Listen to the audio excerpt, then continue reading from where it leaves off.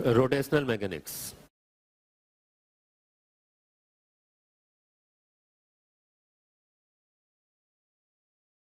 Type of rotations of same body. जरा एक case यहां पे देखें, फिर मैं आपको बताता हूं कि ऐसा क्यों। एक बॉडी के रोटेट करने के डिफरेंट तरीके, जैसे एक प्लेट है, रेक्टेंगुलर प्लेट है, वो कैसे कैसे रोटेट कर रही है, ध्यान दें। एक रोटेशन का तरीका ये देखें, फिर उसी तरह की प्लेट है रेक्टेंगुलर, एक रोटेट करने का ये तरीका देखें इसका, ठीक है। फिर आप देखो ये उसी तरह की रेक्टेंगुलर प्लेट फिर दिखाया गया है और रोटेट करने का तरीका फिर डिफर करेगा, ये देखें। एक और केस देखें। यार इसमें बताएं, इसमें फर्क क्या दिख रहा है आपको? एक्सिस का और रोटेशन के तरीके का भी। बेसिकली देखा जाए तो एक्सिस सबसे इंपॉर्टेंट बात। इसमें आप देखो जितने भी रोटेशन हो रहे हैं उसमें एक्सिस कुछ डिफाइन किया गया है। इसमें एक एक्सिस जो है इसके साइड से ही पास हो रहा है। इसमें आप देखो ये सेंटर से, आप सेंटर ऑफ मास भी कह सकते हो, और ऐसा एक्सिस है जो इसके प्लेन में ही है, ऐसे पास हो रहा है, ठीक। इसकी बात करें तो ये कॉर्नर के अबाउट है इसका रोटेशन, और यहां देखें तो फिर ये सेंटर से पास हो रहा है, लेकिन ये इस एक्सिस में और इसमें फर्क है। ये भी सेंटर से पास हो रहा है, लेकिन इसमें यह है कि ये एक्सिस जो है इस बॉडी के प्लेन में ही लाई कर रहा है और ये बॉडी के परपेंडिकुलर। अब आप देखो इतने तरीके इस समय इस प्लेट के रोटेशन के दिख रहे हैं आपको। क्या और तरीके हो सकते हैं?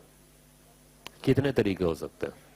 इनफाइनाइट पॉसिबिलिटीज हो सकती है, करेक्ट। आप एक्सिस बदलो, है ना। ये तरीका आप देखें, ये पॉइंट जो है यहाँ नहीं, ये पॉइंट यहाँ नहीं, यहाँ भी हो सकता था, प्लेट के इनसाइड कहीं होता, घूमता उसके अबाउट। ये तो कॉर्नर डिफाइन कर दिया, ये यहाँ कहीं हो जाता। अब ये एक्सिस जो है एच पे है, इस साइड के अबाउट भी तो हो सकता था घूमना इसका, या फिर यहाँ पे अगर ये डिफाइन करें तो एक्सिस यह भी तो हो सकता था यहाँ से। और यही नहीं, जरूरी नहीं है वो एक्सिस जो है रोटेशन का बॉडी में ही हो, बॉडी से बाहर भी हो सकता है। बाहर एक्सिस है उसके अबाउट ये रिवॉल्यूशन ऐसे कर रहा हो, बॉडी बाहर बाहर, है ना, रोटेशन इस तरीके से। तो इसका मतलब एक नहीं, न्यूमरस पॉसिबिलिटीज है, पता नहीं कितनी पॉसिबिलिटीज हो सकती हैं। तो आप बहुत बताओ यहाँ पे। हम लोग जो मैकेनिक्स पढ़ रहे थे उसमें यही तो था। ये मैकेनिक्स में जब हम लोग डिस्कस कर रहे थे आगे, तो हम लोग शुरू में क्या किए, न्यूटन्स लॉ पढ़ा हम लोगों ने, मेन मैकेनिक्स में न्यूटन्स लॉ पढ़ा हम लोगों ने। तो न्यूटन्स लॉ में यही तो था कि दो लॉ जो थे उसमें पहला था अवस्था परिवर्तित नहीं हो रही है, और दूसरी थी अवस्था परिवर्तित हो रही है, चेंज हो रहा है स्टेट। तो फोर्स लगाते थे तो स्टेट चेंज होने लगता था, अदरवाइज नहीं होता था। तो यहाँ भी तो अवस्था बदल रही है। तो यहाँ अवस्था कैसे बदली? बस ये है कि वहां फर्क और इसमें फर्क ये है कि इसमें एक ही बॉडी के कई तरीके की अवस्थाएं बदल सकती हैं। जितने एक्सिस हैं उतने तरीके का बदलाव हो सकता है इसमें। लेकिन जब लीनियर मैकेनिक्स हम लोग पढ़ रहे थे तो एक बॉडी का एक ही तरीके का बदलाव मेन ले सकते थे कि भाई वो मोशन कर रहा है तो किसी डायरेक्शन में ऐसे चल रहा है, तो किसी डायरेक्शन में चल रहा है तो उसमें एक्सेलेरेशन है या वेरिएशन, या हो सकता है कि उसमें अधिक से अधिक दो तरीका बदलाव ले लो, उसकी स्पीड में बदलाव या फिर उसके डायरेक्शन में बदलाव, यही तो था। लेकिन यहां पे हुआ क्या कि एक ही बॉडी आप लें तो जितनी पॉसिबल एक्सिस होते हैं उतने तरीके के इसमें बदलाव या चेंजेस हो सकते हैं, ठीक है। तो यार इसमें फिर थोड़ा सा ये हो रहा है कि हम लोग इस केस को पढ़ते वक्त पहले तो हमें यही जानना पड़ेगा कि वो कौन सा एक्सिस है जिसके अबाउट बॉडी को रोटेट करना है। अच्छा, चेंजेस की अगर मैं बात कर रहा हूं तो ये भी ध्यान रखिएगा कि इसमें एक खास बात यह है इस मैकेनिक्स को पढ़ने में, रोटेशनल मैकेनिक्स में, कि आपको कोई नई बात स्पेशली नहीं सीखनी है। कॉन्सेप्ट सारे वही यूज होने हैं। न्यूटन्स लॉ यहाँ भी भाई अवस्था परिवर्तन होना या ना होना सब न्यूटन्स लॉ है ना। तो उसी पे बेस सारी बातें होनी है यहाँ पे। इसमें भी अवस्था बदल रहेगी तो हम कॉन्सेप्ट तो सारे वही लेंगे, बस फर्क ये हो जाएगा कि वहां पे हम लोग लीनियर टर्म्स में ले रहे थे, यहाँ पे एंगुलर टर्म्स में लेंगे। रोटेशन जैसे मान ले वहां पे कह रहे थे कि एक बॉडी लीनियरली चल रही है ऐसे, यहाँ कहेंगे बॉडी रोटेट कर रही है। एक तो ये फर्क आएगा कि बॉडी लीनियर चल रही है, यहाँ पे रोटेट कर रही है। तो उसमें हम लोग जो फोर्स लेते थे वो लीनियर फोर्स लेते थे, लीनियर एक्सलेशन होता था, ट्रांसलेशनल बोलते थे, नहीं लीनियर है ट्रांसलेशनल बोलते थे। यहां पे रोटेशनल बोलेंगे। अब रोटेशनल फोर्स का मतलब क्या है? टॉर्क। रोटेशनल वेलोसिटी का क्या मतलब है? Angular velocity. Rotational acceleration is what, angular acceleration, तो सब रोटेशन पे हो जाएगा। एक तो ये फर्क आएगा, लेकिन उससे कॉन्सेप्ट नहीं बदलेंगे, वही न्यूटन्स लॉ। जैसे वहां पे हम लोग इक्वेशन इस्तेमाल कर रहे थे, सेकंड इक्वेशन जो न्यूटन्स लॉ की इस्तेमाल कर रहे थे, वैसे यहाँ भी होती है, बस ये कि एंगुलर टर्म्स में हो जाती है। वहां लिखते हैं F is equal to m into a, यहाँ पे लिखेंगे F की जगह F को रिप्रेजेंट करेगा टॉर्क, और वहां पे मास जो होता था जिसे इनर्शिया का मेजरमेंट करते थे, यहाँ पे मोमेंट ऑफ इनर्शिया की बात आती है, वो आई हो जाता है। ऐसी ए जो होता है वो अल्फा हो जाता है यहाँ पे। अच्छा, अब यहाँ पे बात आ रही है कि इसका मतलब वो कॉन्सेप्ट वही यूज करना है, लेकिन एक बहुत बड़ा बदलाव जो मैं बार बार इस समय दिखाना चाहता हूँ आपको, ये है कि वहां जब हम लोग एनर्शिया डिफाइन कर रहे थे बॉडी का, तो एनर्शिया किससे मेजर हो रहा था? मास से। अब एक बॉडी का एक मास होगा, और वो भी आप समझ लें, ये भी एक खास बात थी कि वहां पे वो जो बॉडी थी या जो हम इक्वेशन लिख रहे थे, वो बॉडी के शेप से इंडिपेंडेंट था कि नहीं? शेप से कोई भी इक्वेशन लिख रहे थे कि सोच लें, लीनियर मैकेनिक्स जितना हम लोगों ने सॉल्व किया है, उसमें बॉडी का शेप नहीं था, वो सिर्फ एक पॉइंट पे डिफाइंड था। वो क्या था? सेंटर ऑफ मास। पूरी मैकेनिक्स हम लोग सेंटर ऑफ मास पे की थी, चाहे हम बॉडी को बॉल बोलते थे, चाहे क्यूब बोलते थे, या जो भी बोलते रहे, लेकिन हम लोग काम कर रहे थे सेंटर ऑफ मास पे। तो उसमें सेंटर ऑफ मास अगर डिफाइन करेंगे तो बॉडी के शेप से इंडिपेंडेंसी हो गई। तो वो मैकेनिक्स में शेप से इंडिपेंडेंसी थी, सिर्फ पॉइंट पे डिफाइन कर रहे थे। अब फर्क मैं बता रहा हूं, फर्क क्या है, समानता क्या है इस समय दोनों मैकेनिक्स में। अब फर्क की मैं बात कर रहा हूं, समानता तो ये हो गया कि न्यूटन्स लॉ पूरा इस्तेमाल हो जाएगा, सारे कॉन्सेप्ट यूज होने वाले, जितना आपने पढ़ा है ना, समझ ले रिफ्रेश होगा, जितना कॉन्सेप्ट आपने सीखा है सब रिफ्रेश होने वाला है, यहाँ पे फिर से सब यूज होने वाला है। लेकिन फर्क जो है वो मैं बता रहा हूं आपको, एक फर्क ये दिखाया कि वहां पे लीनियर मोशन हो रहा था, यहाँ पे रोटेशनल हो रहा है। और दूसरा जो सबसे बड़ा फर्क दिखा रहा हूं वो क्या है, वो है वहां पे केस शेप से इंडिपेंडेंट था, यहां शेप पे डिपेंडेंसी है। जानते हैं क्यों? वहां एनर्शिया हम लोग डिफाइन कर रहे थे मास से, यहां एनर्शिया भी एंगुलर एनर्शिया होती है, यहां एंगुलर एनर्शिया डिफाइंड होता है मोमेंट ऑफ इनर्शिया से।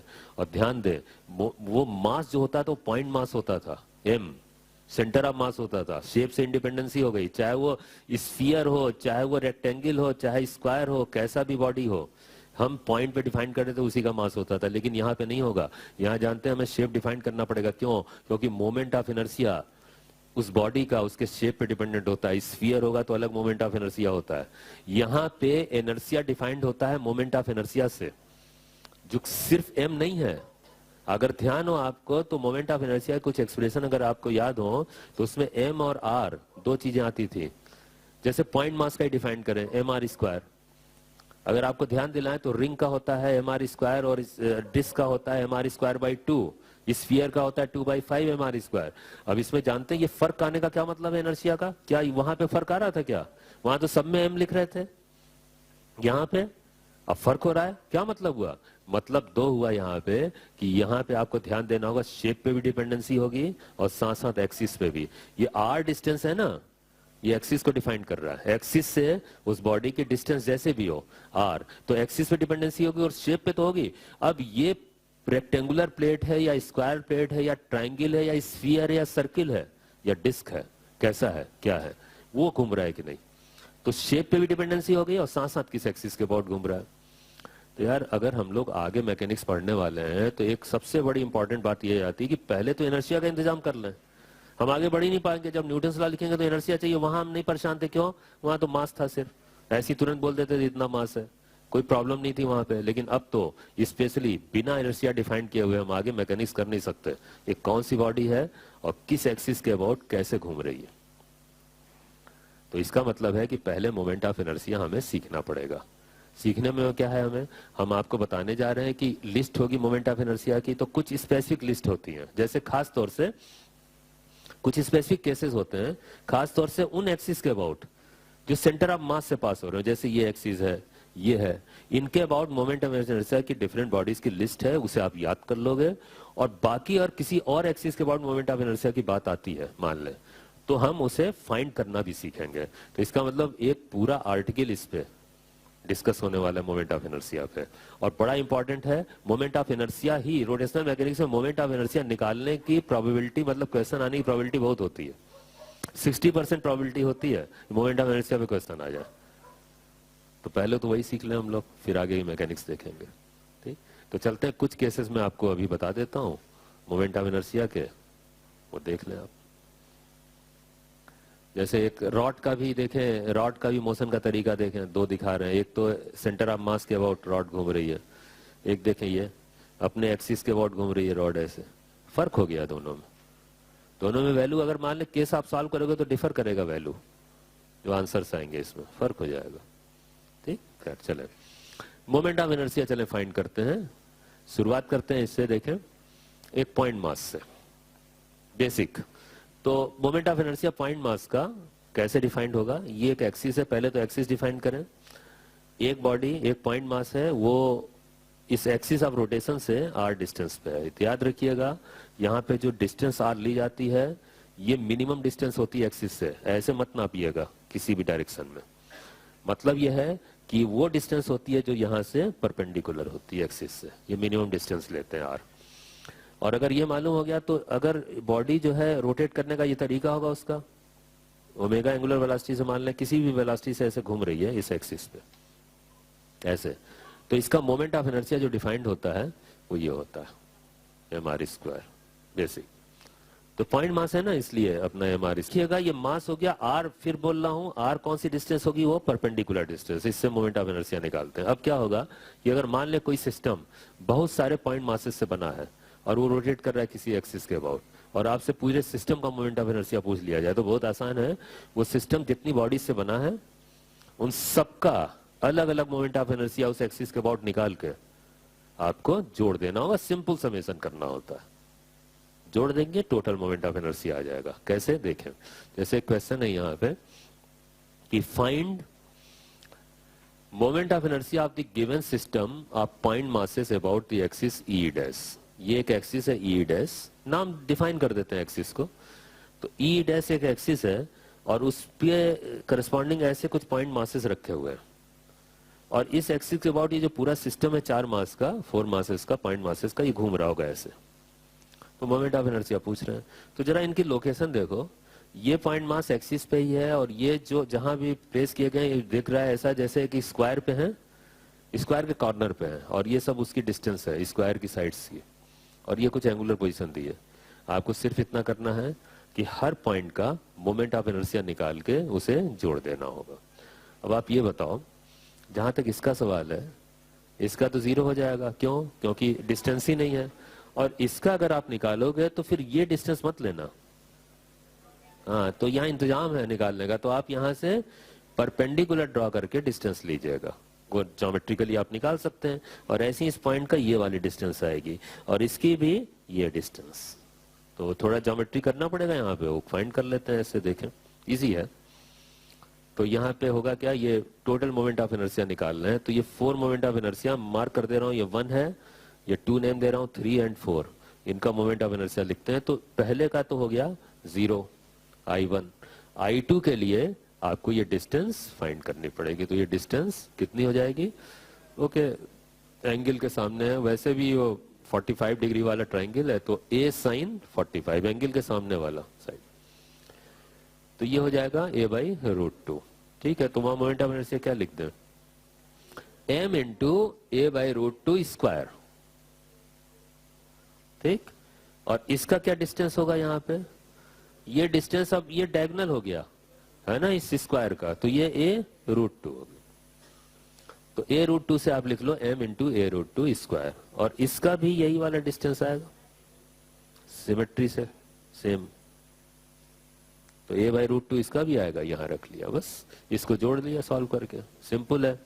तो ये ma²/2, ये m2ma² हो जाओ, फिर ma²/2, ये दोनों ma² बना देंगे और ये ट्वाइस ma² है, तो ये 3ma²। ऐसे सॉल्व हो जाता है इजिली। ठीक है, अच्छा, ये तो पॉइंट मास का हो गया। यूनिफॉर्म रॉड है, ये बड़ा इंपॉर्टेंस रखता है। तो इसमें 2 केसेस जो हैं खास तौर से आपको याद करना है, सीधे लिस्ट में दिए होंगे। उसमें एक तो इसके सेंटर ऑफ मास के अबाउट जो रोटेशन हो रहा था, और एक ये वाला एंड के अबाउट। ये 2 मोमेंट ऑफ इनर्शिया की जानकारी आपको होनी चाहिए, सीधे लिस्ट में होगा। तो वो क्या होगा देखें, तो उसको अगर हम फाइंड करते हैं तो जैसे ये रॉड है और ये सेंटर ऑफ मास है इसका। अब सेंटर ऑफ मास, ये एक्सिस जो है आप कैसे भी डिफाइन कर सकते हो। देखो जैसे ये एक्सिस, इस समय आप बोलोगे ये प्लेन के परपेंडिकुलर, या ये ऐसे भी हो सकता था। ओ डैश जो बोला जा रहा है ना, एक्सिस के दो एंड्स होते हैं, ओ डैश। कभी सिंपल एक से भी बोल देते हैं, जैसे ओ, ऐसे नेम दे दिया एक्सिस को, A B P T O ऐसे करके कुछ भी नेम दे देते हैं, ई या ई डैश ऐसे बोल देते हैं, ठीक है। अब इस पॉइंट के अबाउट, सेंटर ऑफ मास के अबाउट ये रोटेट कर रहा है, तो ऐसे रोटेट करेगा, अभी आप देख ही रहे थे। और अगर ये रॉड जो है एंड के अबाउट रोटेट करे, अब जैसे ये एक्सिस जो है, इस समय आप देखो ये ई डैश नेम दे रहा है इसको, है ना, एंड है, तो ये ऐसे रोटेट करेगा, ये देखें इसमें,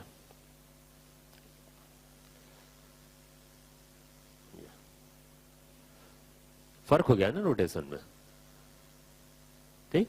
अब दोनों का मोमेंट ऑफ इनर्शिया डिफर करेगा, तो मोमेंट ऑफ इनर्शिया अगर आप लिखोगे इसमें यूनिफॉर्म रॉड के लिए, तो एक जो है, अब इसमें डिफाइन कर रहे हैं, इसकी लेंथ डिफाइंड हो गई, मास और लेंथ डिफाइंड होगा, है ना, तो ये सेंटर ऑफ मास हो गया, तो ये ओ डैश हो गया एक्सिस सेंटर ऑफ मास वाला। तो इसके अबाउट मोमेंट ऑफ इनर्शिया जो होता है आई ओ इज ml²/12, निहायत इंपॉर्टेंट है, निहायत यूजफुल है, बहुत आता है, ये याद करिएगा, ml²/12 okay.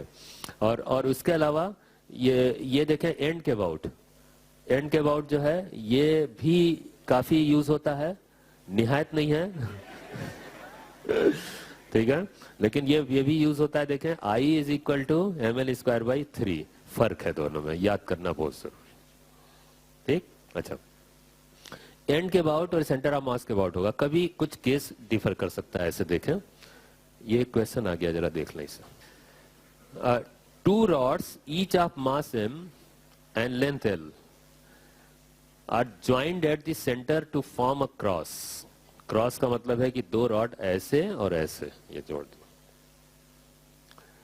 The moment of inertia of this cross about an axis passing through the common center of the rods. कभी ऐसा होता है, फिगर नहीं देते हैं, लैंग्वेज से ही पता लगाना होता है ये एक्सिस कैसा है। तो कह रहे हैं कि the moment of inertia of the cross about an axis passing through the common centre, तो वो जो दोनों का ज्वाइंट किया है ना ऐसे, उसका जो कांटेक्ट पॉइंट है, सेंटर है, उसके अबाउट एक्सिस, और कैसे and perpendicular to the plane, मतलब जो क्रॉस ऐसे बन रहे होंगे, वो जो पॉइंट होगा उसके परपेंडिकुलर, ऐसे प्लेन के परपेंडिकुलर, ये एक्सिस है। मोमेंट ऑफ इनर्शिया पूछ रहे हैं, तो बहुत आसान हो गया इसमें, केस ऐसे है, देखें ये है रॉड, ये क्रॉस बना दिया ऐसे, और एक्सिस ये डिफाइन किया है, कैसे, ये देखें यहाँ पे ये एक्सिस जो होगा इसमें इस तरीके से होगा ये, क्योंकि प्लेन के परपेंडिकुलर बोल रहे हैं ना ये। तो आप ये बताओ कि अगर ये एक्सिस डिफाइन कर रहे हैं तो दोनों केस जो है अलग अलग निकालें, तो सेंटर ऑफ मास वाला हो गया, तो सेंटर ऑफ मास वाला हो गया, तो दोनों मोमेंट ऑफ इनर्शिया आप दोनों का ml²/12 और ml²/12 वैसे जोड़ दो।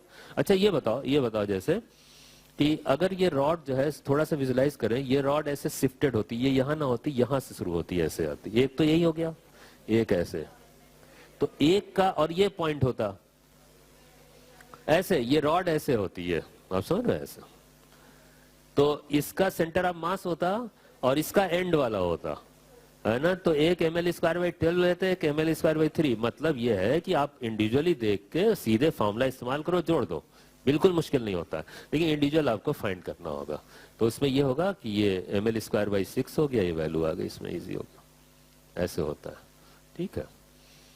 और अगर रॉड, ध्यान दीजिएगा, अगर ये रॉड तिरछी हो, ध्यान दीजिएगा इसमें, ये भी हो सकता है, तो जानते हैं इसमें क्या फर्क होता है, ये केस एंड वाला ही है, एंड वाला ml²/3 वाला ही है, लेकिन फर्क इतना है कि तिरछा होने से इसमें कंपोनेंट लिया जाता है, कैसे, ये एंगल डिफाइंड होगा, एग्जामिनर ने किया होगा, तो आप क्या करोगे, ये कंपोनेंट लोगे, ये आ जाएगा L, है ना, ये L sin थीटा आने वाला है, तो L sin थीटा वो लेंथ जो लिया ना, उसकी जगह ये ले लेंगे, और फॉर्मूला वही होगा ml²/3 वाला। तो इसमें ये देखें ml²/3, तो L की जगह L sin थीटा, ये कंपोनेंट ले लेंगे, इजी है। तो अब इसमें जैसे ये क्वेश्चन है, आप देखो कि find moment of inertia of the given system found by two identical rods each of mass m and length l about the axis e dash. Simple, दोनों सिमेट्री है, एक का निकाले डबल करते हैं, तो इसका आप निकालोगे मोमेंट ऑफ इनर्शिया, तो ये लोगे ना कंपोनेंट, तो कितना हो जाएगा L sin 30, ठीक, और ml²/3 में रख दें, और फिर क्या करें, डबल कर दें, ऐसे कर देते हैं इंडिविजुअली। तो देखो ये दोनों का ये ml²/3 में l की जगह l sin 30 ये कंपोनेंट लेंगे, ये स्क्वायर किया अपॉन 3 और इतना ही दूसरे का भी होगा, इसे सॉल्व कर लिया।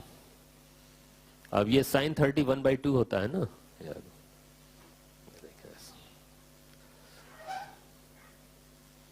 ऐसे होता है, ठीक है। रेक्टेंगुलर प्लेट देखा, ये रेक्टेंगुलर प्लेट है, इसकी साइड्स का ये साइज है ए और बी, और ये सेंटर ऑफ मास के अबाउट मोमेंट ऑफ इनर्शिया, ये X axis, Y axis, moment of inertia यहाँ पे लिख रहे हैं, देखें जरा सा कि वाई एक्सिस के अबाउट मोमेंट ऑफ इनर्शिया पहले लिख रहा हूँ, जरा ध्यान दीजिएगा। ये जो एक्सप्रेशन आ रहा है, ये रॉड वाला जो एक्सप्रेशन था सेंटर ऑफ मास के अबाउट, उसी से मिलता जुलता है। I y is equal to mb²/12 याद करने के लिए, है ना। तो उसमें आप देखें ऐसे होगा कि थोड़ी देर के लिए आप ऐसे एज्यूम करो, ये सेंटर ऑफ मास से पास होने वाला एक्सिस है और ये एक रॉड है जिसकी लेंथ b है ना। तो उस तरीके से बिहेव कर रहा है, तो उसी तरीके से आएगा। तो इस सेंटर ऑफ मास के about moment of inertia ml²/12 होता था, तो ऐसे ही हो गया mb²/12। अच्छा, आप ये बताएं कि अगर हम एक्स एक्सिस ले लें और इसी कॉन्सेप्ट से चलें, तो एक्स एक्सिस के अबाउट मोमेंट ऑफ इनर्शिया लेंगे तो लेंथ क्या होगी, ए हो जाएगी। इधर से लेंथ एक ए की तरह काम करेगा, ये है ना लेंथ जो है, तो उसमें फिर आई एक्स क्या होना चाहिए, ma²/12, ठीक। तो वही है कि एक्स एक्सिस के लिए ये यूज करेंगे लेंथ और वाई के लिए बी, याद करने के लिए है। अच्छा, जब ये दो एक्सिस के अबाउट मोमेंट ऑफ इनर्शिया पता चल गया, तो फिर z एक्सिस के अबाउट मोमेंट ऑफ इनर्शिया, ध्यान दीजिएगा यहाँ, अगर ये z एक्सिस ले लें, ये चल रहा है, तो ये देखें प्लेट ऐसे घूमेगी z एक्सिस के अबाउट, है ना। तो इसका मोमेंट ऑफ इनर्शिया लिखने में आप दोनों एक्सिस पे जो मोमेंट ऑफ इनर्शिया अगर उसे आप ऐड कर देंगे आई एक्स और आई वाई, तो ये आई जेड आ जाता है और इसकी वैल्यू होगी ma²/12 plus mb²/12 is equal to, ये देखें ये आ जाएगा। तो याद करने के लिए ये मैं बता दूं आपको, ये एक थ्योरम होती है जो हम लोग आज पढ़ेंगे आगे, थ्योरम ऑफ परपेंडिकुलर एक्सिस, उसको यूज कर लिया गया है। तो एक्स और वाई एक्सिस पे मोमेंट ऑफ इनर्शिया को जोड़ के जेड एक्सिस का मोमेंट ऑफ इनर्शिया आ जाता है, ये हम लोग बाद में देखेंगे, ठीक। लेकिन आपको याद रखना है ऐसे, ठीक है। अच्छा, एक एक्सिस ये एंड के अबाउट है ना, एक साइड के अबाउट कह सकते हैं आप। तो साइड के अबाउट मोमेंट ऑफ इनर्शिया भी आप वैसे ही लिख सकते हैं जैसे रॉड के लिए एंड के अबाउट नहीं था ml²/3, तो इस साइड के लिए ये हो गई लेंथ b, तो ये हो जाएगा I is equal to mb²/3, ये देखें।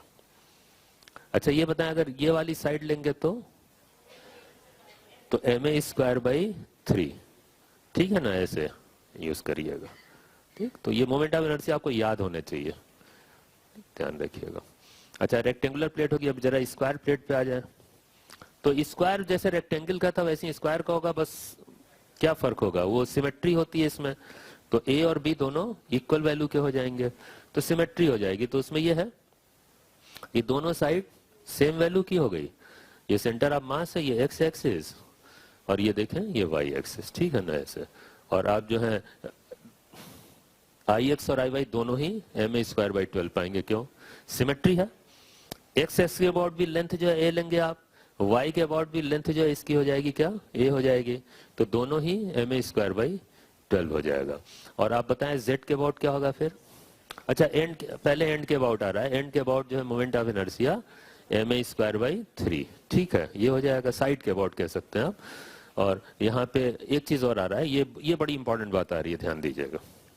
वो ये आ रहा है कि ये देखें एक्स और वाई एक्सिस के about moment of inertia ma²/12 आपने रेक्टेंगुलर प्लेट या उस कॉन्सेप्ट से, रॉड के कॉन्सेप्ट से लिख लिया, ये भी आपने उसी से लिख लिया साइड के अबाउट। एक ये एक्सिस आ रहा है, ये इन जनरल कोई रैंडमली हमने एक एक्सिस बना दिया P, कोई स्पेसिफाइड नहीं है, कोई एक्सिस बना दिया है इन जनरल। लेकिन एक चीज है जरूर, ये ऐसा एक्सिस है जो सेंटर ऑफ मास से पास हो रहा है और इस प्लेट के प्लेन में है। ये देखें पूरा डिफाइंड होता है। देखें एग्जामिनर जब क्वेश्चन बनाएगा और किसी एक्सिस के अबाउट मोमेंट ऑफ इनर्शिया देगा, पूछेगा आपसे, तो उस एक्सिस के विषय में पूरी जानकारी देगा। वो बताएगा एक्सिस जैसे मान ले डिफाइन करना है, तो इसमें आप देखो ये जैसे जेड एक्सिस जो होता है वो कैसे बोलेगा, वो ये बोलेगा कि वो सेंटर ऑफ मास से पास हो रहा है और इस प्लेट के, हाँ, प्लेन के परपेंडिकुलर है। अगर मान ले फिगर नहीं देना चाहता है तो बोलेगा ऐसे। और जैसे ये एक्स और या वाई एक्सिस को अगर देखा जाए तो एक्स और वाई एक्सिस दोनों ही, ये कॉमन बात है कि दोनों सेंटर ऑफ मास से पास हो रहे हैं और इस प्लेट के प्लेन में है, ये प्लेट के प्लेन में है। ऐसी पी एक्सिस की अगर हम बात करें तो पी एक्सिस भी सेंटर ऑफ मास से पास हो रहा है और प्लेट के प्लेन में। ये कहा जाता है इसमें सिमेट्री के कारण, सिमेट्री के कारण ये कहा जाता है कि एक्स और वाई एक्सिस के अबाउट जो मोमेंट ऑफ इनर्शिया होता है वही पी एक्सिस के अबाउट भी होता है। ये देखें, तो इसमें तीनों का मोमेंट ऑफ इनर्शिया समान है। कॉमन बात क्या है इनमें? कॉमन बात यह है कि ये तीनों एक्सिस जो है सेंटर ऑफ मास से पास हो रहे हैं और इस प्लेट के प्लेन में। अब ये एक्सिस ऐसी रेंडमली खींचने का मतलब कोई एंगल तो डिफाइन नहीं हुआ, तो इसका मतलब ये कोई भी एक्सिस आप ड्रॉ कर दो, जैसे ये देखें एक डायगोनल ड्रॉ कर दें, अगर एक डायगोनल ऐसे आप ड्रॉ कर दो तो इसके अबाउट भी मोमेंट ऑफ इनर्शिया आप यही लिखोगे। तो इसका मतलब हो गया कि जितने भी एक्सिस होते हैं स्क्वायर प्लेट में, जितने भी एक्सिस वो वाले जो सेंटर ऑफ मास से पास हो रहे हैं और जो इस प्लेट के प्लेन में है, उन सबके अबाउट मोमेंट ऑफ इनर्शिया समान होता है। और कितना होता है? ma²/12। ये याद करेंगे आप। अच्छा, इसका मैं प्रूफ दिखाऊंगा आज आपको, लेकिन जब आगे हम लोग दो थ्योरम आती हैं, उस थ्योरम ऑफ परपेंडिकुलर एक्सिस और पैरेलल एक्सिस, जब हम लोग पढ़ लेंगे उसमें प्रूफ है इसका। लेकिन अभी आपको याद रखना है, इस बात को ध्यान रखिएगा। तो लेकिन ये भी हम बता दें, ऐसा तभी होता है जब सिमेट्री हो। सिमेट्री आप समझ रहे, रेक्टेंगुलर प्लेट में नहीं होगा। रेक्टेंगुलर प्लेट में सिमेट्री होती नहीं दो साइड में, तो उसमें फिर ऐसा नहीं हो सकता है कि आप हर एक्सिस के अबाउट जो इस तरह के मोमेंट ऑफ इनर्शिया सेम लिख दो। स्क्वायर प्लेट में होगा। अभी आगे सर्कुलर प्लेट आएगी, उसमें होगा। तो जिसमें भी सिमेट्री होती है उसमें ऐसा होता है। तो ये ध्यान रखिएगा, बड़ा इंपॉर्टेंट, कई बार पूछा जा चुका है ये। ठीक। अच्छा, और z एक्सिस के अबाउट अभी बात हो रही थी, तो z के अबाउट तो आप समझ ही गए होंगे। उसको दोनों एक्सिस पे x और y को आपको जोड़ देना है, तो z एक्सिस के अबाउट जो है मोमेंट ऑफ इनर्शिया ऐसे आ जाएगा। तो ये कितना था? ma²/12 और ma²/12 ये मिलके, ठीक है ना, ये आ गया। ये इंपॉर्टेंट बहुत है। देखें, जितनी सिमेट्रिकल बॉडी होती है ना, उनका इस्तेमाल बहुत होता है आगे। जैसे हम लोग जब केस को ले रहे होंगे, आगे मैकेनिक्स पढ़ रहे होंगे ना, अभी तो मोमेंट ऑफ इनर्शिया पढ़ रहे हैं, इसकी फिर मैकेनिक्स आएगी आगे। तो उसमें स्क्वायर प्लेट है, सर्कुलर प्लेट है, जो सिमेट्री वाले होते हैं यूज बहुत होते हैं। तो ये मोमेंट ऑफ इनर्शिया आप जरूर याद रखिएगा, जेड एक्सिस का खास तौर से ma²/6। हालांकि याद सब रखना है आपको, ठीक है, ये इस्तेमाल बहुत होता है। ठीक। अच्छा, क्वेश्चन है, देखें, the moment of inertia of a thin square plate ABCD of uniform thickness about an axis passing through the center O and perpendicular to the plane of plate is। ठीक है, आप देखें यहाँ पे ये क्वेश्चन में ये कह रहे हैं कि यहाँ पे जो एक्सिस दिया है ना, जिसके विषय में पूछ रहे थे, फिर से पढ़ना है। The moment of inertia of the thin square plate, ये स्क्वायर प्लेट है ABCD of uniform thickness about an axis passing through centre O and perpendicular to the plane of plate. कौन सा पूछ रहे हैं? ये Z एक्सिस वाला, O से पास होना और प्लेट के परपेंडिकुलर होना। अच्छा, अब ये मोमेंट ऑफ इनर्शिया जो भी है, उसमें से ये बाकी ये जो मोमेंट ऑफ इनर्शिया ऑप्शंस में दिए हुए हैं, ये I1, I2, I3 जो डिफाइंड है, ये I1 ये डायगोनल के अबाउट मोमेंट ऑफ इनर्शिया। ये देखें, ये I2 ये भी डायगोनल है, ये X एक्सिस है, ये Y एक्सिस है 3 और 4, ऐसे नेम दिया हुआ है। अब आप ये बताओ कि अगर मोमेंट ऑफ इनर्शिया आप यहाँ पे दो तो कौन कौन से ऑप्शन हो सकते हैं? मोर देन वन करेक्ट हो सकते हैं। क्यों हो सकता है? देखें, अभी हम लोगों ने जो थ्योरम ऑफ परपेंडिकुलर एक्सिस का यूज करके जो बात कही थी, तो उसमें z एक्सिस के अबाउट, ये z हो गया ना ये, तो z एक्सिस के about moment of inertia x और y एक्सिस वाले को जोड़ के आता है। तो इसमें x और y कौन सा है? 3 और 4, तो ये तो होगा ही। लेकिन अभी अभी एक चीज और सीखी आपने, इसमें यह है कि इसमें कोई भी एक्सिस डायगोनल भी आप ड्रा कर लो, वो भी जो है एक्स और वाई एक्सिस के अबाउट मोमेंट ऑफ इनर्शिया के बराबर होता है। तो आप इनको जो है रिप्लेस कर सकते हैं 1 से भी और 2 से भी। तो इनमें जो भी उस प्लेन में है, उनमें किसी भी दो को आप जोड़ोगे, किसी भी दो को जोड़ोगे, समान है ना वैल्यू में, तो किन्हीं भी दो को जोड़ोगे तो आ जाएगा। तो ये है, इनको ऐड कर दो, तब भी आ जाएगा, इससे भी आ जाएगा और इससे भी आ जाएगा। ये कहने का मतलब है। ये तो सबको जोड़ दिया तो ये तो ज्यादा हो जाएगा, तो ये तो नहीं होगा। ये 3 ऑप्शंस होंगे इसमें, ये कर सकते हैं। वो सिमेट्री के कारण ऐसा हो रहा है, ठीक है। तो डायगोनल पे भी वही होगा और एक्स और वाई एक्सिस पे भी वही होगा, इसलिए आप और 2 को जोड़ के आता है, ठीक है। ठीक, ये देखें AITBL में आया हुआ क्वेश्चन, एम्स में भी आया है। For a given uniform square lamina ABCD whose centre is O, कौन सा ऑप्शन होगा बताएं। इसमें देखें ADEF लिखा, AD और AC और EF इसी पे चल रहा है यहाँ पे, ठीक, मोमेंट ऑफ इनर्शिया। ओके, इसमें एक बात स्पष्ट है कि देखें ये वाई एक्सिस है, EF वाई एक्सिस और AD ये डायगोनल है, AC डायगोनल है, ठीक है। तो इन दोनों के about moment of inertia same होना है। तो है क्या इसमें, ये AC और EF ये हो गया, है ना, बराबर वाला ही होगा। ये तो होने, ये सब तो कोई वैल्यू ही नहीं है, ये सब रूट टू ये सब कोई मतलब नहीं है इसमें। ये तो ये ऐसे ऑप्शन कंफ्यूज करने के लिए हो रहा है कि ये 45 डिग्री बनाने लगा डायगोनल, तो कुछ लोग कंपोनेंट ले लें, है ना, ऐसे करके। तो जिन्हें आइडिया नहीं है उनको, उनके लिए है ये, ठीक है। नहीं, ये करेक्ट आंसर ये बी है, बी होगा आंसर, ठीक है। Answer is B. Triangular plate देखें, एक ट्रायंगुलर प्लेट के किसी साइड के अबाउट, मान ले एक साइड ले रहे हैं, इस साइड के अबाउट मोमेंट ऑफ इनर्शिया, ये कैसे घूमेगा, ये ऐसे घूमेगा। इस साइड के अबाउट ऐसे अगर प्लेट है ना तो ऐसे घूमेगा, तो इसका मोमेंट ऑफ इनर्शिया, इसका एक्सप्रेशन होता है h पे डिपेंडेंट। ये ट्रायंगल की हाइट हो गई h, तो मोमेंट ऑफ इनर्शिया ये लिखते हैं I इज इक्वल टू इस साइड के अबाउट mh²/6, ये याद करेंगे। अच्छा, अब इसमें एक बहुत महत्वपूर्ण बात आएगी, वो ये है कि ये डिपेंड करता है इस बात पे मोमेंट ऑफ इनर्शिया कौन सी साइड आप इस्तेमाल कर रहे हो। अब ये साइड आपने इस्तेमाल किया, चलो तो ये हाइट हो गई। अगर अभी ये साइड इस्तेमाल करोगे तो हाइट बदल जाएगी, और ये वाला साइड इस्तेमाल करेंगे तो हाइट कुछ और होगा, है ना। तो हर साइड के अबाउट हाइट पे डिपेंडेंसी होगी मोमेंट ऑफ इनर्शिया की। एक ट्रायंगल ऐसा है जिसमें तीनों साइड के about moment of inertia same आएगा, इक्विलेटरल, जिसमें सिमेट्री होगी, बाकी में नहीं होगा ऐसा, ठीक। तो इसमें ऐसा करते हैं कि ये बात ध्यान रखते हुए कि मान ले कभी कंपैरिजन पूछ ले एग्जामिनर, इसमें कंपैरिजन पूछ लेता है कि एक ट्रायंगल बना देगा और कंपेयर करवा देगा कि इसके तीनों साइड्स के about moment of inertia compare करो कि किसमें सबसे ज्यादा है, किसमें सबसे कम।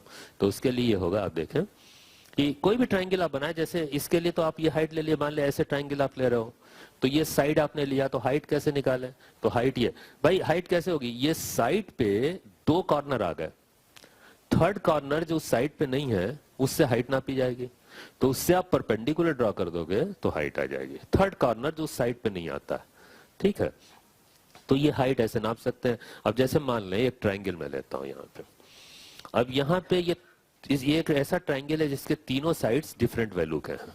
ये सबसे छोटा है साइड, ये सबसे बड़ा साइड है, ये इन बिटवीन है, बीच में कहीं, ठीक। चले तीनों के अबाउट अगर मोमेंट ऑफ इनर्शिया हम कंपेयर करें तो हमें कंपेयर किसको करना होगा, साइड्स को नहीं, हाइट को। उस साइड के अबाउट हाइट क्या होगी, तो देखें यहाँ ध्यान दें कि जैसे मान लें हम AB साइड के अबाउट हाइट देखें, ये तो ये थर्ड कॉर्नर इसके लिए ये होगा, ये हाइट हो गया, है ना, ओके। अच्छा, मान लें ये वाला साइड उठाएं AC, तो AC साइड को हम प्रोड्यूस करें ऐसे, बढ़ाएं ऐसे, और ये थर्ड है उसका कॉर्नर जो उस साइड पे नहीं है, तो यहां से परपेंडिकुलर ड्रॉ करें, तो ये हाइट होगा AC के अबाउट।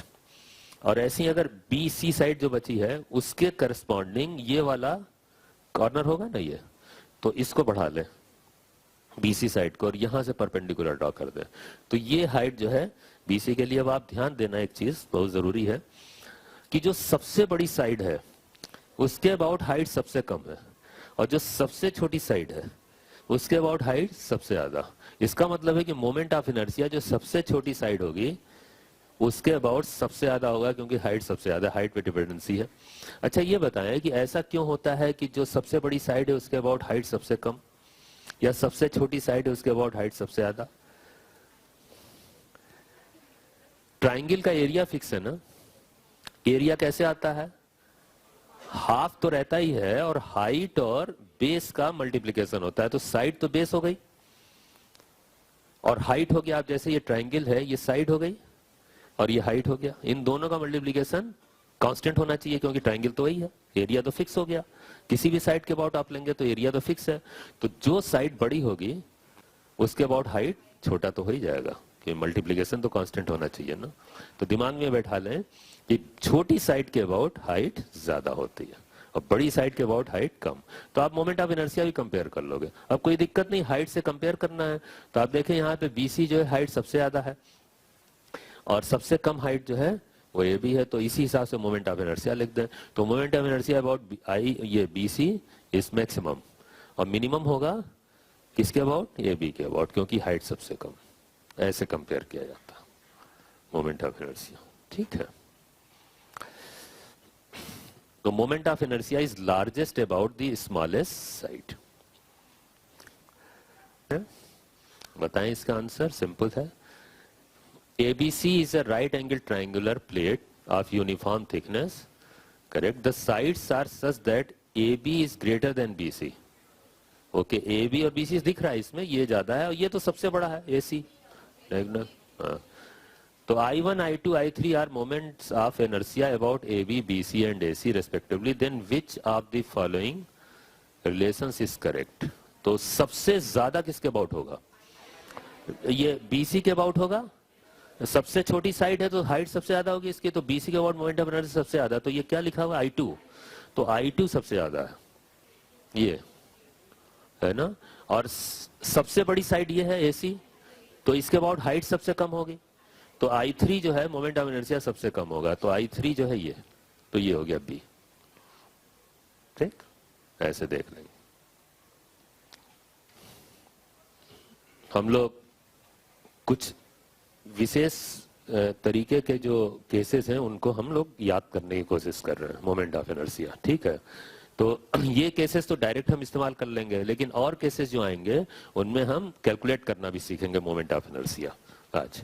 खैर अभी देखते जाएं, जो बहुत जरूरी है मोमेंट ऑफ इनर्शिया उन्हें याद करते चले। सर्कुलर प्लेट देखें, सर्कुलर प्लेट का एक्स एक्सिस और वाई एक्सिस के अबाउट, ये रेडियस आर हो गया, सेंटर ऑफ मास सेंटर है उसका, एक्स और वाई एक्सिस के अबाउट मोमेंट ऑफ इनर्शिया आप जानते हो सिमेट्री के कारण सेम होगा, है ना। सिमेट्री है तो सेम होना है, तो आई एक्स और आई वाई इक्वल होगा और ये होता है एम आर स्क्वायर बाई 4। एक बात और ध्यान रखेंगे, ये एक्स और वाई एक्सिस को अक्सर एग्जामिनर वो डायमीटर भी बोलता है कि इस डिस्क का, डिस्क बोलेंगे या सर्कुलर प्लेट बोलेंगे, डिस्क का या सर्कुलर प्लेट का डायमीटर के अबाउट मोमेंट ऑफ इनर्शिया, तो ये डायमीटर ही तो है, यही होता है एम आर स्क्वायर बाई 4। बहुत इस्तेमाल होता है, याद रखिएगा।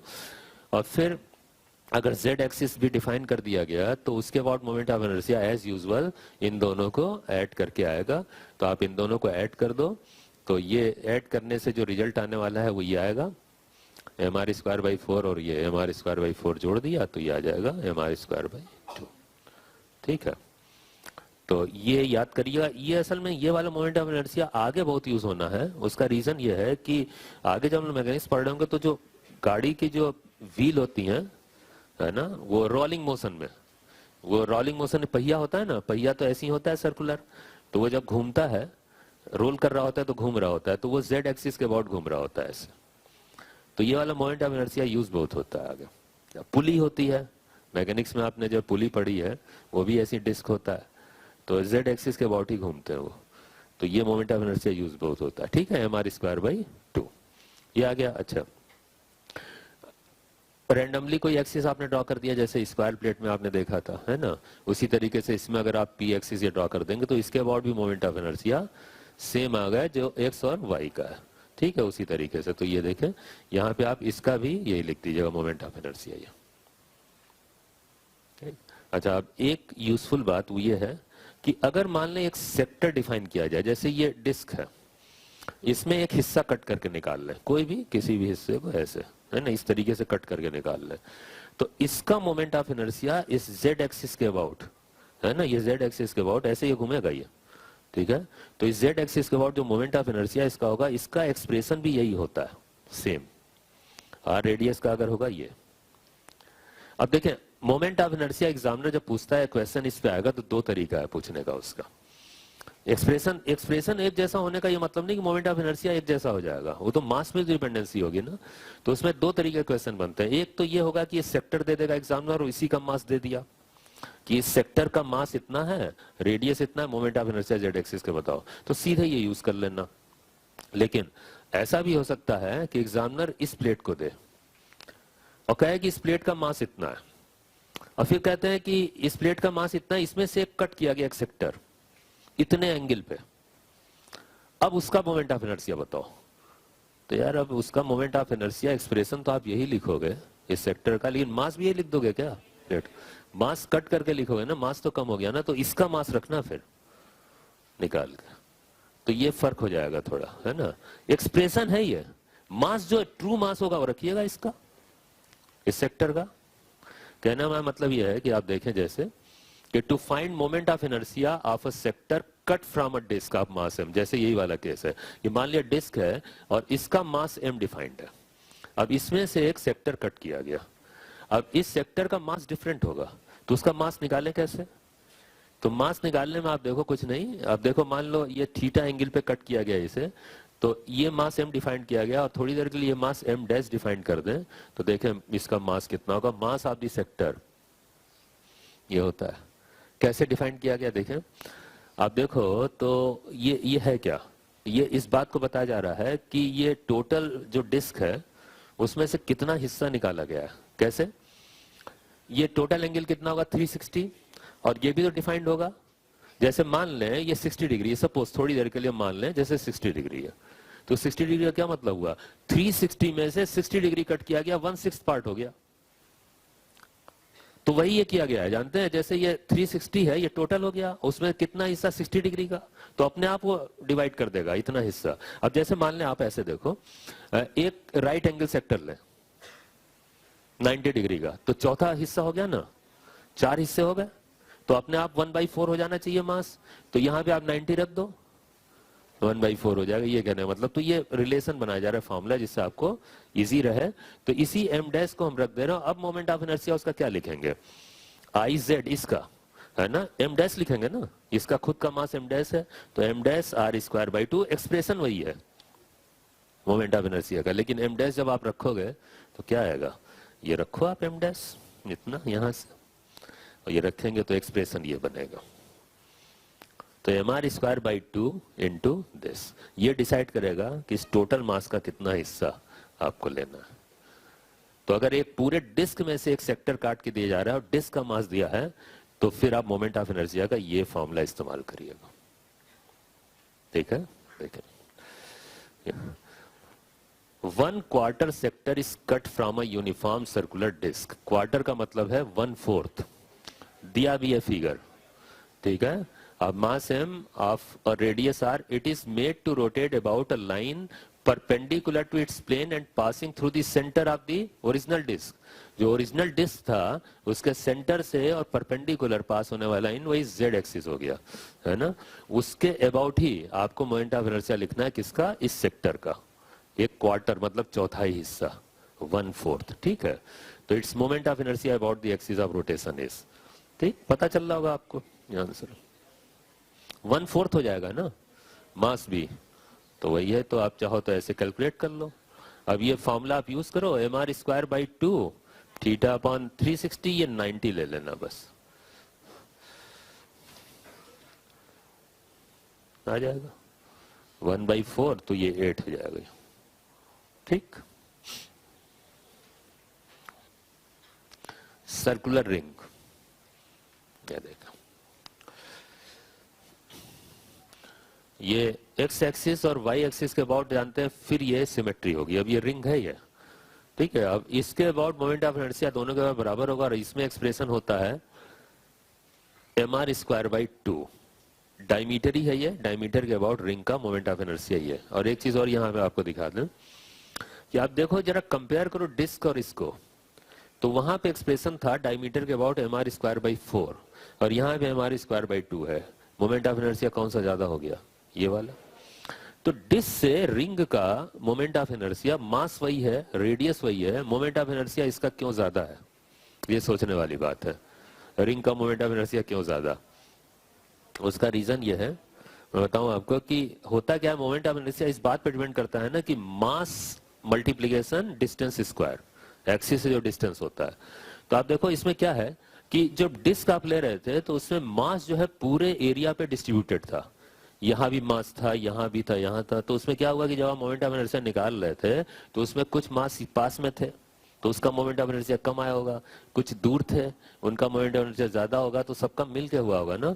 और रिंग की अगर बात करें तो पूरा का पूरा मास दूर है, बीच में तो है नहीं, तो सारा जो है किनारे कंसंट्रेटेड है, तो पूरा का पूरा मास का मोमेंट ऑफ इनर्शिया ज्यादा ही होगा, इसीलिए इसका जो है मोमेंट ऑफ इनर्शिया ज्यादा आता है। इसीलिए जानते हैं क्या होता है, जो व्हीकल्स होती हैं उसमें जो पहिए बनाए जाते हैं उसमें रिंग का कॉन्सेप्ट यूज करते हैं, डिस्क नहीं।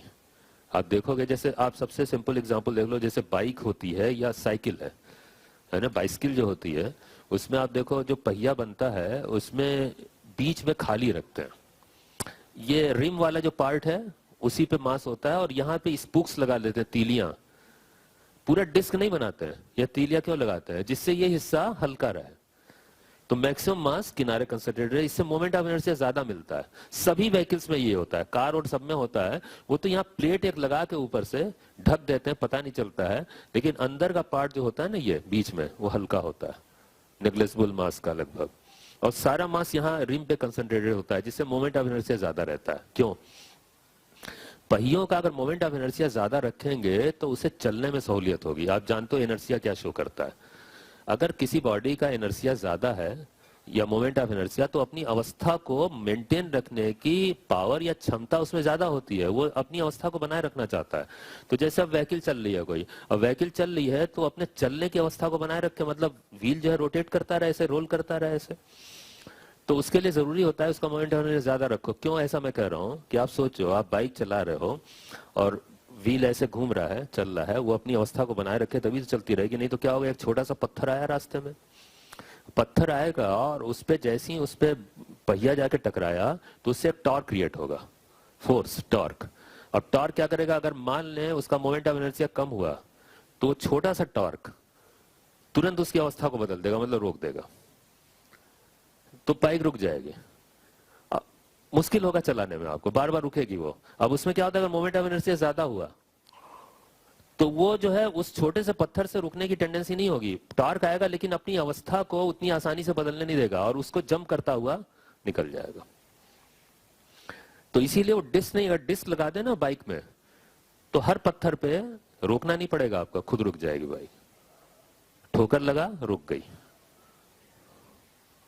ये प्रॉब्लम हो जाएगी। तो उसे जंप करते हुए तो उसका इनर्शिया बना रहे, घूमने की अवस्था बनी रहे, ये बनाते हैं, इसलिए मोमेंट ऑफ इनर्शिया ज्यादा रखते हैं व्हीकल में। उसे रोकना है तो आपके पास ब्रेक की, मतलब इस्तेमाल करें, ब्रेक का इंतजाम है, आप ब्रेक से रोको उसे, लेकिन हर वक्त रुक जाए तो ऐसे व्हीकल का क्या जरूरत है, आप खड़ा करके वहीं बैठ जाओ।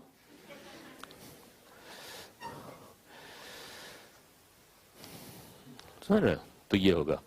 अच्छा, अब यहाँ पे बाकी तो अब ये आ गया, तो उसी हिसाब से जो है जेड एक्सिस का अगर आप देखोगे तो क्या हो जाएगा, ये दोनों को जोड़ के mr स्क्वायर हो गया, ठीक है।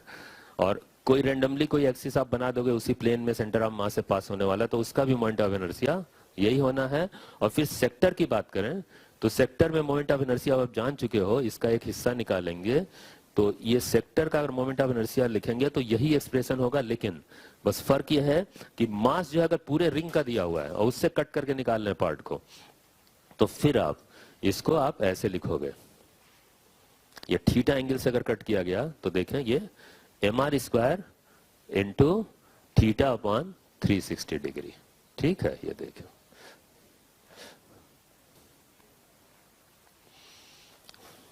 अच्छा क्वेश्चन है सीबीएमडी का, देखें। A wire of mass m and length l is bent in the form of a circular ring. The moment of inertia about its axis is, देखें एक रिंग बनाई गई है, कैसे, अब डायरेक्ट नहीं दिया है कोई रिंग है, इसमें कह रहे हैं कि एक वायर है एल लेंथ का वायर है, उसको मोड़ के एक रिंग बनाया गया है, ठीक। अब उसका मोमेंट ऑफ इनर्शिया पूछ रहे हो रिंग के एक्सिस के अबाउट, तो एक्सिस क्या होता है भाई, सर्कुलर अगर कोई बॉडी है तो उसका एक्सिस जो होता है वो सेंटर से पास होने वाला वही जेड एक्सिस है, वही एक्सिस कहलाता है। तो जेड एक्सिस के अबाउट मोमेंट ऑफ इनर्शिया आना है। तो एक्सप्रेशन तो हम लोग को मालूम है कि एम आर स्क्वायर बाई, नहीं एम आर स्क्वायर होगा, यस एम आर स्क्वायर होगा, ठीक है, लेकिन उसमें आर नहीं मालूम है ना, मास तो गिवन है, आर नहीं मालूम है, तो आर का आपको इंतजाम करना पड़ेगा। कैसे? सिंपल सी बात है, वो एल लेंथ का जो वायर है उसको घुमा के जब सर्किल बनाया गया है, तो सर्किल का जो सर्कमफ्रेंस होगा, है ना, वो लेंथ एल के बराबर होगा ना, तो वो ट्वाइस पाई आर को एल के बराबर रख के आप आर निकाल लो और फिर मेन एक्सप्रेशन में आप उसे रख दो, ठीक, तो ऐसे होगा। तो यहां पे आप ये देखें, ये गिवन है, मास एम और लेंथ एल दिया है, और इससे आप इसे रिंग बना लिया। रिंग बनाने पे आपको ये रेडियस आर मालूम नहीं है, निकालना पड़ेगा, तो रेडियस आर आप निकाल लो। तो देखें एल इज इक्वल टू, ये पूरी लेंथ जो है इस वायर से बनी है ना, तो लेंथ तो ये सर्कमफ्रेंस एल हो गया, इसको ट्वाइस पाई आर के बराबर रखा, तो यहां से आर आ गया।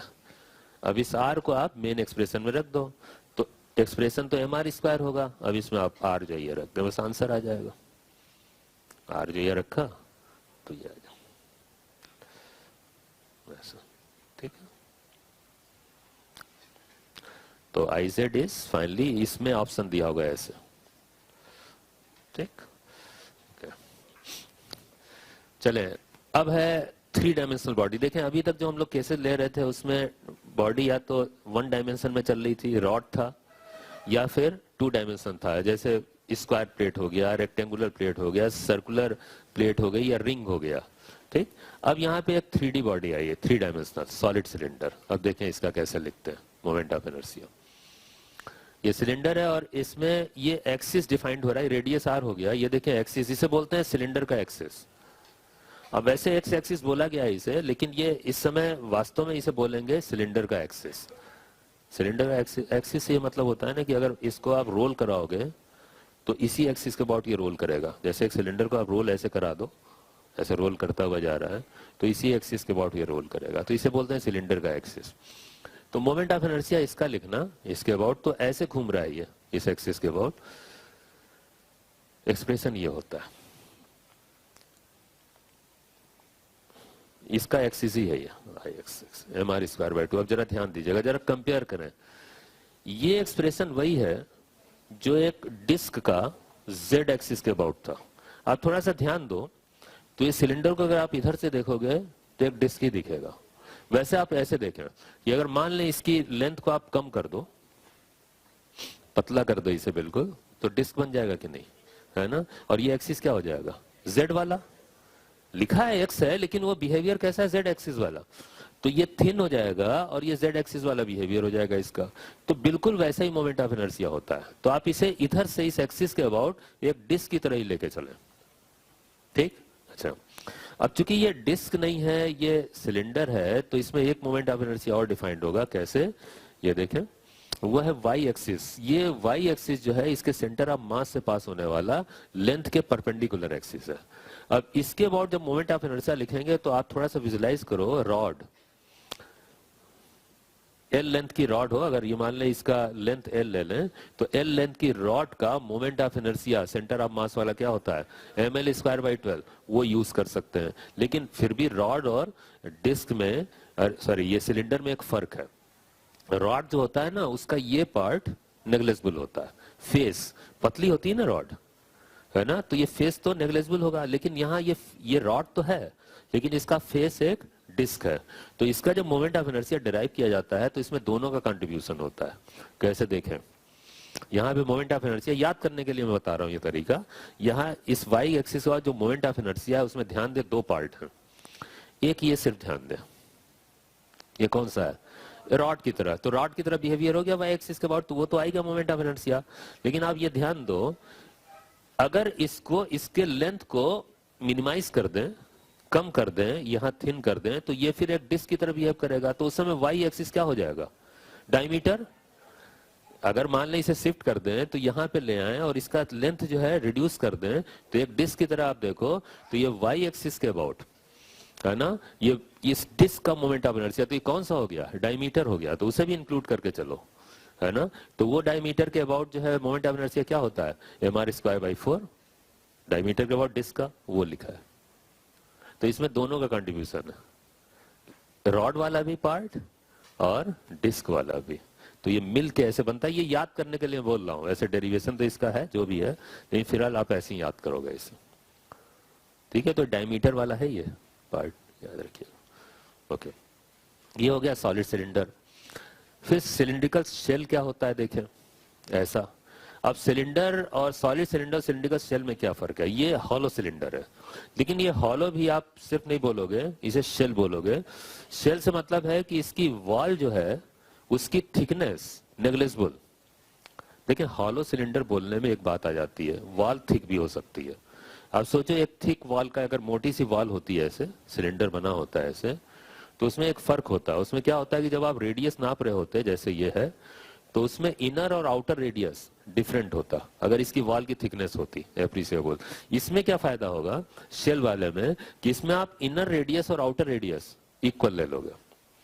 तो यहाँ पे जो मोमेंट ऑफ इनर्शिया लिया जा रहा है वो शेल का लिया जा रहा है। शेल का यही मतलब है कि इसकी वॉल की थिकनेस नेग्लिजिबल, नहीं तो मोमेंट ऑफ इनर्शिया फिर बदल जाएगा अगर थिकनेस आ गई तो उसको फाइंड करने का डिफरेंट तरीका है, वो बाद में आपको सिखाया जाएगा। लेकिन ये अभी शेल का एक्सप्रेशन लिख रहे हैं, तो देखेंगे आप। तो इसमें एक्सप्रेशन उसी तरीके से लिखेंगे आप जैसे अभी सॉलिड सिलेंडर का लिया ना, जो कॉन्सेप्ट यूज किया, उसी तरीके से। अब आप ये बताओ कि इस एक्सिस के अबाउट, जो इसका एक्सिस है, इसके अबाउट सामने से ये कैसा दिखेगा? रिंग जैसा। तो रिंग वाला मोमेंट ऑफ इनर्शिया होगा जेड एक्सिस वाला, तो वो क्या था? mr square, correct. तो यहाँ पे अगर ये ऐसे घूम रहा है अपने एक्सिस के अबाउट, तो mr स्क्वायर होगा। और फिर आप जरा आप बता दो कि अगर हम y एक्सिस यहाँ डिफाइन कर देंगे और लेंथ डिफाइन कर दें इसका, तो उसका क्या होना चाहिए बताएं सोच के। करेक्ट, लेंथ वाला जो है रॉड वाला पार्ट तो ml स्क्वायर बाई 12 हो गया। अब यहाँ पे डायमीटर और रिंग तो क्या होता है? mr स्क्वायर बाई 2, है ना, डायमीटर के अबाउट, है ना, रिंग का तो वो यूज है, तो दोनों जुड़ जाएंगे। तो देखें ये ml स्क्वायर बाई 12 हो गया रॉड वाला पार्ट जो है ना, लेंथ वाइज, और ये जो है वो रिंग का डायमीटर के अबाउट, दोनों को जोड़ के आ जाता है। ऐसे याद करिएगा, ठीक है। सॉलिड स्फीयर, स्फीयर है, एक्स एक्सिस और वाई एक्सिस। अब एक बात देखें, फर्क आएगा। अब इस बार एक्स और वाई के साथ मैं जेड एक्सिस भी दे रहा हूं, क्योंकि इसमें इस बार तीनों एक्सिस के अबाउट सिमेट्री होगी। ये 3D बॉडी हो गई ना, स्फीयर इधर से हर तरफ से सिमेट्रिकल होता है। तो इसमें ये नहीं होगा कि एक्स और वाई एक्सिस पे जो मोमेंट ऑफ इनर्शिया उसे जोड़ के जेड एक्सिस पे आप लिखो। इसमें हर एक्सिस के अबाउट सिमेट्री होने से ये तीनों एक्सिस के अबाउट मोमेंट ऑफ इनर्शिया समान होते हैं। और वैल्यू याद कर लें आप, 2/5 mr स्क्वायर। सॉलिड स्फीयर है, याद रखिएगा, इसका होता है मोमेंट ऑफ इनर्शिया ऐसे, ठीक है। ओके, ये याद रहना, बहुत यूज होता है ये। अच्छा, अब इसमें जो है ये मोमेंट ऑफ इनर्शिया तो एक ही आ गया। ये क्वेश्चन आता है, देख क्या है ये। What is the moment of inertia of solid sphere of density rho and radius R about its diameter? Diameter वही हो गया एक्स वाई या जेड एक्सिस, डायमीटर ही तो हो गया।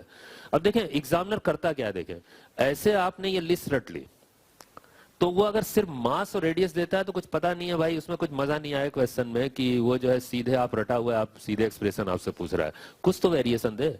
तो उसका तरीका होता है वेरिएशन देखा। देखे दो प्रकार के वेरिएशन अभी आपको दिख गए। अभी पिछला जो केस था उसमें रेडियस नहीं दिया था, लेंथ दे दिया। अब आप रेडियस निकालो, एक्सप्रेशन आपको याद है, रेडियस की कोशिश करो। ऐसे ही वो सेक्टर वाला जो पार्ट था उसमें मास नहीं दिया, अब मास फाइंड करो। ये वाला भी जो क्वेश्चन है इसमें देखिए डायरेक्ट मास नहीं दे रहा है, रेडियस दे दिया, डेंसिटी दे दिया। तो ऐसे वेरिएशन देते हैं, कभी मास जो है हिडन हो जाएगा, कभी रेडियस हिडन हो जाएगा। तो उससे थोड़ा सा आपको वर्क करना पड़ेगा। एक तो याद होना चाहिए एक्सप्रेशन, साथ साथ उसको थोड़ा वर्क करके आप फाइंड भी करो। तो यहाँ पे बस कुछ नहीं है, डेंसिटी दिया हुआ है तो मास तो हम लोग निकाल ही लेंगे क्योंकि रेडियस मालूम है। तो mass is equal to volume into density, वो रख देना, बस आ जाएगा। अच्छा, जरा एक्सप्रेशन पे ध्यान रखना, कहीं डेसिमल में नहीं है। ऐसे एक्सप्रेशन है तो ऐसे ही निकालना पड़ेगा। तो देखें क्या होगा। तो इसमें यह है कि एक्सप्रेशन तो आप ये लिखो, अब मास का सब्स्टिट्यूशन करो। तो मास जो है आप देखें क्या किया, ये डेंसिटी रो दिया है, ये वॉल्यूम हो गया स्फीयर का 4/3 पाई r क्यूब। अच्छा, अब ये ध्यान दीजिएगा, जब एक्सप्रेशन लिखेंगे तो उसमें पाई में तो है नहीं एक्सप्रेशन, तो पाई हटाना पड़ेगा। और पाई की वैल्यू 3.14 मत रखिएगा, क्योंकि एक्सप्रेशन में कोई डेसिमल नहीं है। ये सब ऑप्शंस देख के करना चाहिए काम, है ना। तो इसमें आप पाई जो है वो 22/7 भी होता है ना, तो वो रखेंगे तब आ जाएगा। ये देख, अब ये एक्सप्रेशन आप मल्टीप्लाई करोगे आ जाएगा जो भी, ऐसे होता। ठीक,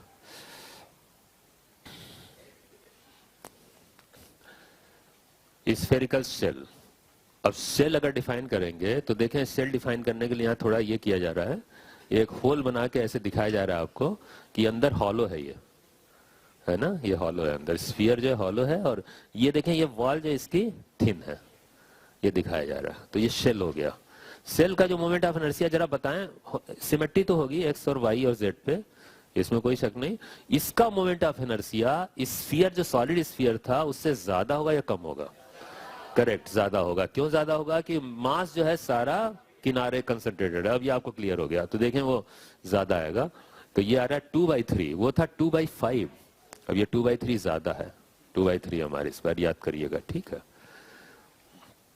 देखें अगर क्वेश्चन में सिर्फ बोल देता है एग्जामिनर स्फीयर, तो सॉलिड स्फीयर लीजिएगा।